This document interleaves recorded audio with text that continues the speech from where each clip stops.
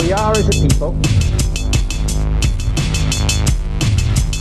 inherently and historically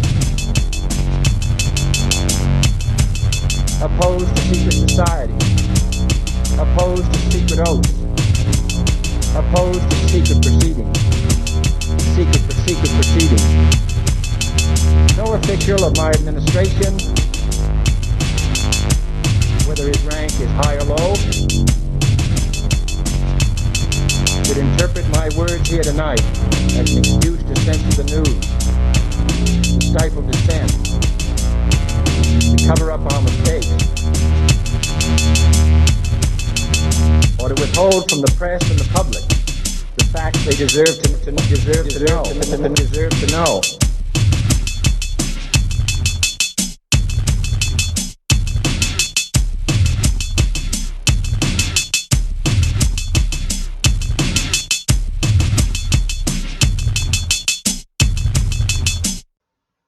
Welcome to Conspiracy Corner Podcast, everyone. This is Abe, your host.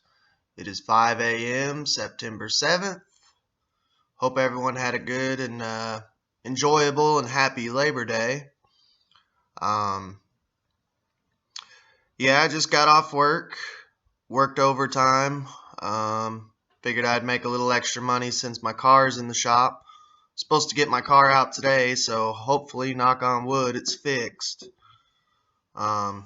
I'm so tired of car trouble, man. It's been nothing but car trouble.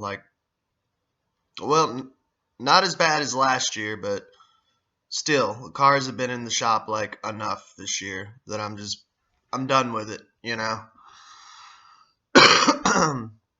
But today we're going to be covering the Nuremburg Code.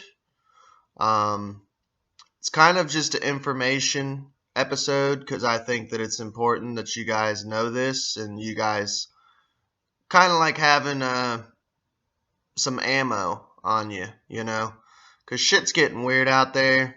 People are getting weird out there, and it's nice to know this information. Like I said, it's ammo against the enemy, because apparently there's a lot of people out there right now within the elites that think it's perfectly fine to break the Nuremberg Code, which, by the way, is punishable by death. So, it's not too long. We're just going to go through it, and I'll comment here and there on it. Today will probably be like a double feature episode, so if you want to hang around and listen to the full thing after we cover the Nuremberg Code, we'll end it with like a paranormal story for you all if you guys want. If not, you can hang around just for the first section and yeah, do what thou wilt. But we'll get on with the show. Alright. So the judgment by the War Crimes Tribunal at Nuremberg laid down 10 standards to which physicians must conform when carrying out experiments on human subjects in a new code that is now acceptable worldwide. This judgment established a new standard of ethical medical behavior for the post-World War II human rights era. Amongst other requirements, this document enunciates the requirement of voluntary informed consent of the human subject. The principle of voluntary informed consent protects the rights of the individual to control his own body.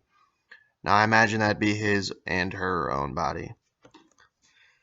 The code also recognizes that the risk must be weighed against the expected benefit and that the unnecessary pain and suffering must be avoided, meaning that if the doctor knows that it causes pain and suffering, they should be trying to avoid that instead of pushing something horrible on you. This code recognizes that doctors should avoid actions that injure human patients. There you go. The principle established by this code for medical practice now have been extended onto general codes of medical ethics. The Nuremberg Code, 1947. Permissible medical experiments.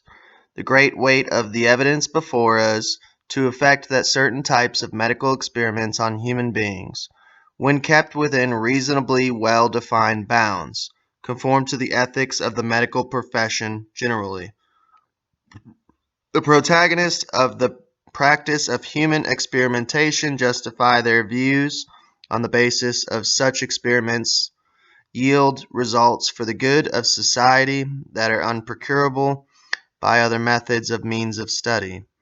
All agree, however, that certain basic principles must be observed in order to satisfy moral, ethical, and legal concepts. The voluntary consent, number one, the voluntary consent of the human subject is absolutely essential. This means that the person involved should have legal capacity to give consent, should be so situated as to be able to exercise free power of choice without the intervention of any element of force, fraud, deceit, meaning lies. We're seeing that a lot, if you know what I'm saying, without me having to say it and get the video taken down. Duress, overreaching. Overreaching, I could see mandates being classified as overreaching, or other ulterior form of constraint or coercion.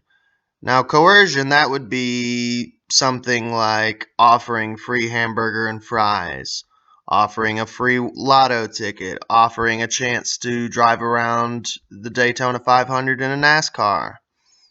You see what I'm saying? So right there, they are already guilty of coercion, if you know who I'm talking about, and should have sufficient knowledge and comprehension of the elements of the subject matter involved as to enable him to make an understanding and enlightened decision.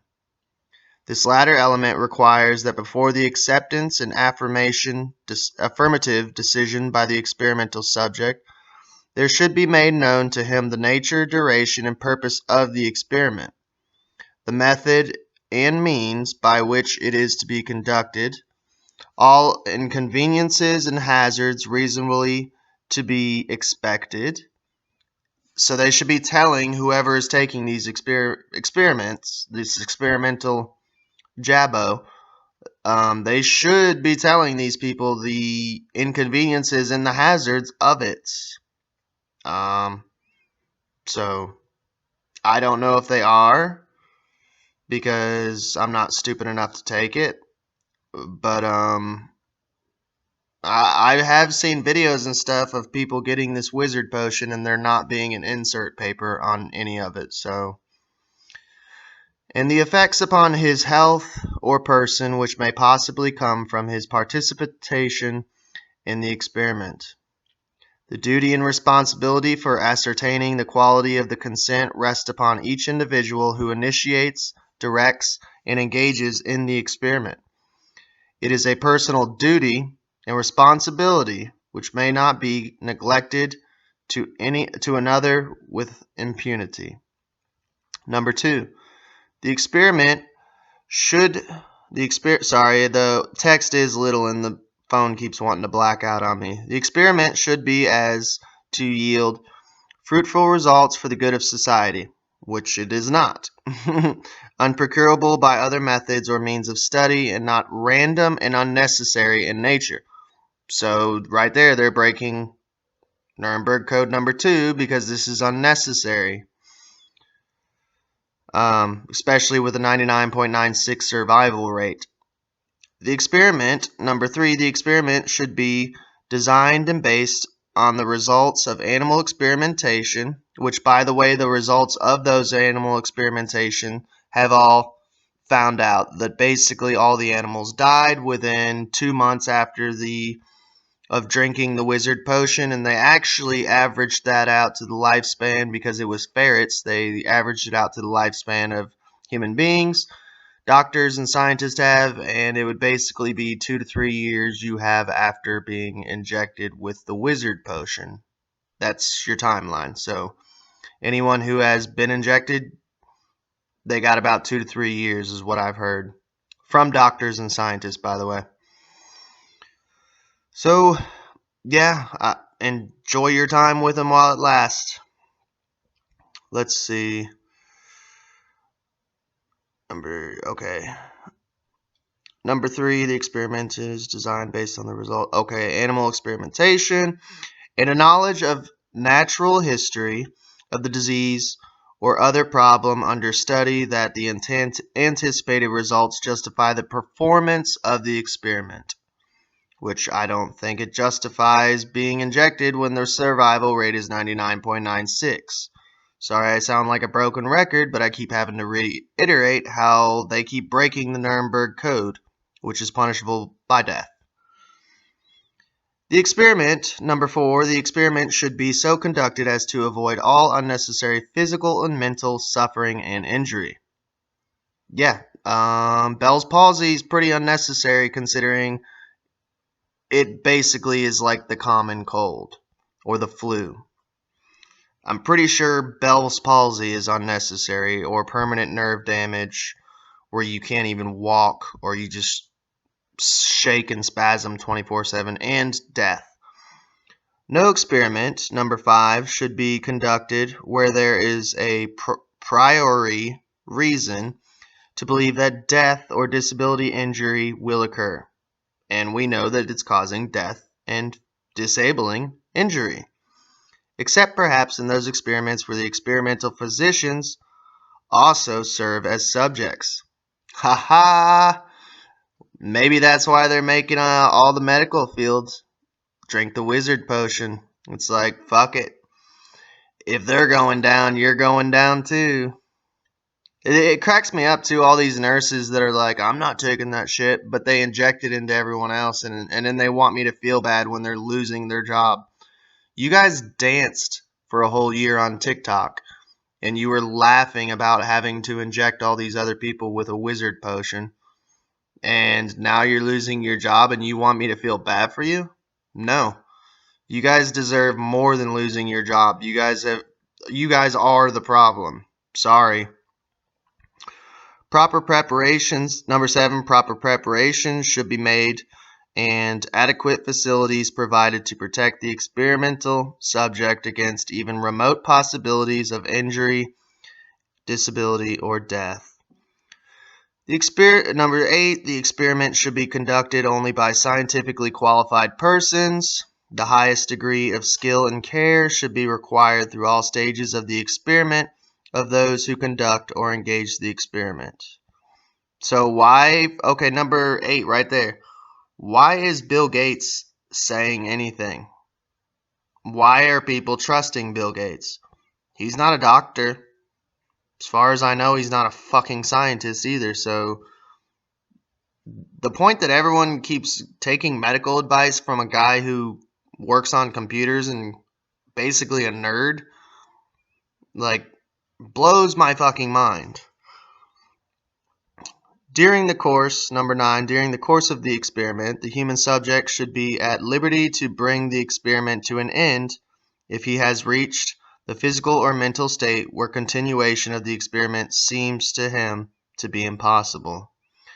Number 10, during the course of the experiments, the scientist in charge must be prepared to terminate the experiment at any stage if he has probable cause to believe, in the exercise of the good faith, superior skill and careful judgment required of him, that a continuation of the experiment is likely to result in injury, disability, or death to the experimental subject. And you know damn well that Fauci and all these other motherfuckers know that this is not good. That the cure is worse than the actual disease. Yeah. But there you have it, guys. There's a little more ammo in your belt whenever if you need to use it. Today is kind of an informative episode. Like I said, I'm not going to go too deep into it. I just wanted to share the actual Nuremberg Code with you all because a lot of people don't know it. And I didn't know it, so I wanted to learn it with you. I wanted today to be kind of a learning episode together. But yeah, let me know what you think about it. And if you want, you guys can stay tuned. We'll finish the episode off with a paranormal story. You're welcome to leave. Please like and subscribe and share, and we'll get on with the next segment. Now, this is a story here in Kentucky of a dog ghost seeks revenge. There's a lot of old folks' beliefs about dogs and the way they act. I recall hearing people talk about these things when I was a little fellow. For sure, my relatives here in Trigg County, now the land between the lakes, I've actually been there, and that place has got a lot more than just ghosts. There's like cryptids and stuff out there too, like Sasquatch, Dogman. Uh, believe that certain actions of dogs were signs of things that were about to happen. Some of these signs were good, others not so good. I've heard people in the community say that if you hear dogs howling late at night in an eerie, mournful way, a death in the family is sure to follow. Some said, too, if dogs howl when someone around is very seriously sick, that the person will die soon. Now, don't laugh when I tell you this one, but they always claim that when a dog rolls over on its back and lies still, you'll hear of a death in the community. Years ago, we had an old dog named Bravo. He proved to me that these beliefs weren't all nonsense. Bravo wasn't a house dog. Truth of the matter is, you couldn't get him in the house. He would come onto the porch, but all the tugging in the world wouldn't get him into the house. Well, late one afternoon, my brother and I were out walking. Of course, Bravo was right there with us. We came by old man Miller's house. The poor fellow had been sick for some time. The door to his front room was open. And do you know, Bravo went into that room and walked on over to old man Miller's bed. The old fellow reached out and petted Bravo on the head. After a few minutes, the dog turned away and ran out of the room. He went out into the yard, laid down on the grass, rolled over, and stuck his feet and legs straight up into the air. My brother looked at me kind of funny. I knew right then what he was thinking. Sure enough, old man Miller had died that night. The strangest dog story I'd ever heard was about a ghost dog. The story centers on a man whose name was Ned Crawford. He killed a man and his dog over here in the Golden Pond community. Crawford always played a lot of cards and sometimes drank too much whiskey. Well, one night, Crawford got into a fight during a card game with Paul Jackson, a neighbor who always took his black dog along with him. They were alone when it happened at Jackson's lonely cabin. No sooner had the fuss started before Ned pulled his knife and stabbed Jackson right in the gut. As Jackson pitched backward, the black dog snarled and jumped. It grabbed hold of Ned's free arm. He swung at the dog with his knife and cut the animal's throat. Blood from both the victims covered the floor. Crawford was panting and sweating. He had done murder, and he was scared to death. All he could think to do was to take the two bodies to a muddy pond not far away. In the cover of darkness, he dragged the bodies to the water and threw them in. From that time on, Ned could never go any place without seeing the ghost of Jackson and his dog. Said he couldn't even step into his yard without seeing them. This ghost dog would come over to Crawford and just growl and grit its teeth at him. Crawford was so scared that he finally left the county and went all the way to Springfield, Missouri. He figured he could start a life all over there without anyone being suspicious. Crawford also thought by moving away from the scene of the murder, he would get rid of the ghost of Jackson and his dog. But the second night he was there in Missouri, he stepped into the yard of the house where he was staying. And do you know that dog was walking right along behind, just a few feet away? The same thing took place almost every night for about 3 months. It just about worried Crawford to death. Sometimes Jackson's ghost was there also. You see, Ned was feeling guilty over killing the man and his dog. He couldn't live with himself, and he couldn't stay there in Missouri any longer. He didn't know what else to do, so he came back on to his old home here in Kentucky. Let me tell you right now, Ned Crawford was never himself again. He moved in with his mother, but she died soon after he got home. From what I hear, she must have worried herself to death over Ned's behavior, for he became very withdrawn. He hardly talked at all. She may not have known what he had done, but she must have known that it was something bad. After his mother's death, the only thing Crawford would do was go down to the general store. He would just sit there on a nail keg. He never would say a word to any of the rest of us. We all wondered why he wouldn't talk. He had always gone to the store as a boy to drink cold sodas and eat peanuts and cheese and crackers with the other boys. Back then, he talked as much as the rest of us. Anyway, an older fellow there at the store asked Crawford to go home with him. This man's name was Willie Smith. He said he needed help with harvesting the wheat crop. Smith even invited Crawford to eat his meals with them and spend the nights there. Crawford still didn't say a word, just followed Smith home. When they got there, Willie Smith suggested that the two of them go for a ride on horseback. It was a fine late summer evening, and there was plenty of time before supper. Smith saddled up 2 horses, and they went riding off down toward the road, not far from the pond where Crawford had tossed the bodies of Jackson and his dog. Well, lo and behold, a big black dog appeared suddenly and just stood there in the middle of the road in front of Smith and Crawford. The ghost dog's eyes were shining something awful, and his teeth gleamed as it snarled at Crawford. Then the dog turned away and headed toward the pond. It walked right into the water and disappeared. Soon the dog came out of the pond with a bone in its mouth. The dog, or I should say the ghost of the dog, came up to the 2 men and dropped the bone right at their feet. Thud. It went as it hit the ground. The reins shook in Crawford's hands, and he didn't say a word. Smith didn't know what to make of what he saw. He knew that something strange was going on because the bone didn't look like a hog or a crow bone. It looked like a human bone. Smith knew right then and there that the dog was trying to tell him something.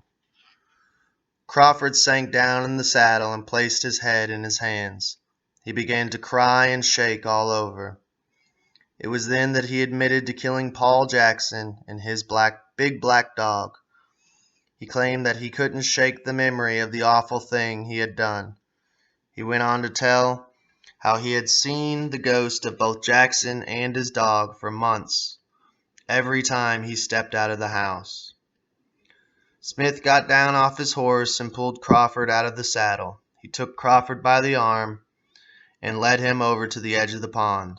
The ghost of the big black dog stood a few feet away and watched as Smith pulled more bones from the pond.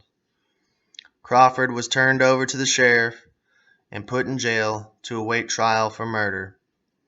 The jury convicted him of the crime, and the judge gave him a lifetime in prison for what he had done. But neither the judge nor any of the others present in the courtroom that day witnessed what Crawford saw at that very moment, nor could they understand his great sigh of relief. The big black dog's ghost had been standing in the doorway of the courtroom, visible only to Crawford.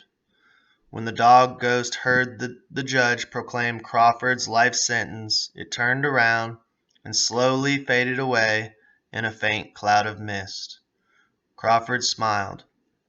Although he faced a prison cell for the rest of his life, he knew that he would never again see the dog or its master. The ghost of the dog had seen justice finally done. Yeah, that would suck if it still followed him around and he was trapped in a prison cell with it.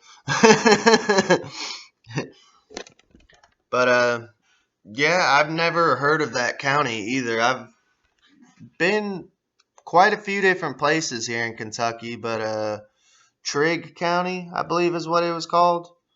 And I mean, these are supposed to be like actual real stories, so I'm sure I could look it up and find the actual court documents of Ned Crawford. Yeah, I wouldn't be surprised. We could probably find that pond too and everything. That's one thing I like about these Kentucky ghost stories that I have a collection of is I can actually go and visit these places, you know. But that's all she wrote for today. Please like, share, and subscribe.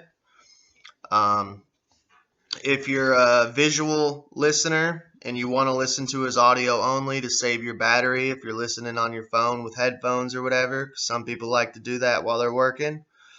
We are on Google Podcast, Radio Public, Spotify, Anchor, and there's also episodes that were banned on YouTube that you can find on YouTube, BitChute, and Breaker.